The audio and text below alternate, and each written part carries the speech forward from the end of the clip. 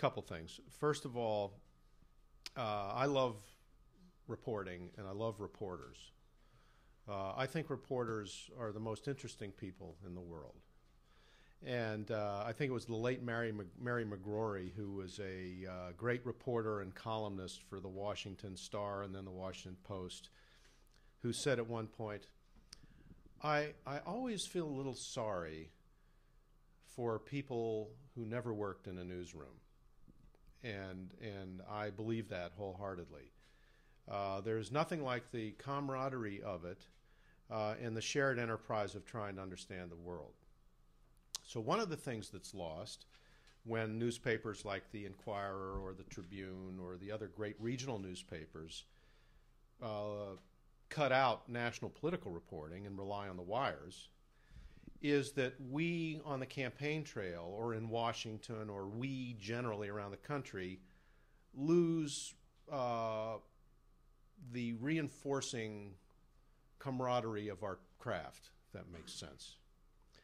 Now that, and also you want people who aren't just based in Washington because you want to hear of concerns elsewhere in the country.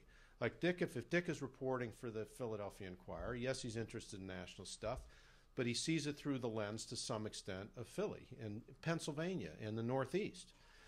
If you're with the Chicago Tribune and you're David Axelrod 25 years ago, you're going to know a little bit more about corn. I know it sounds dumb, but you're going to know a little bit more about corn. You're going to know a little bit more about the warp and woof of the country than if you're just in Washington. Similarly, all around the country. I compare this to the concerns that people in the environmental movement have about declining biodiversity, the disappearance of species. I think it's true that the more diversity is in the biosphere, the better.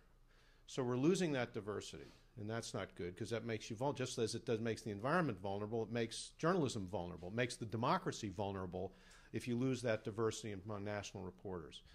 It's also just as dangerous on the local level. And I would even say with local and regional papers, even more deleterious to the country. Because who's covering the local courts? Who's covering the local cops? Who's covering the state legislature? In place after place after place, literally the memory of that place is being lost. And I'm talking about newspaper libraries. Don't laugh.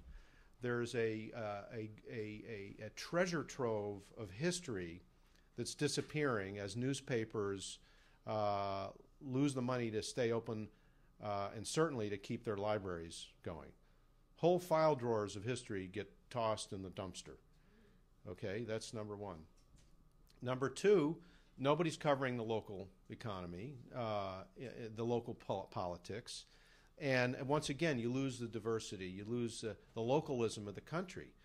This country, and that's what I wrote about one of the things I wrote about in my book, is a balance of all kinds of things. 13 arguments, I say. There are all kinds of balances, and you want the equipoise that results, because that's where freedom is, that's where the creativity comes from. We're not meant to be a top-down country, only or primarily. We're meant to be a bottom-up country.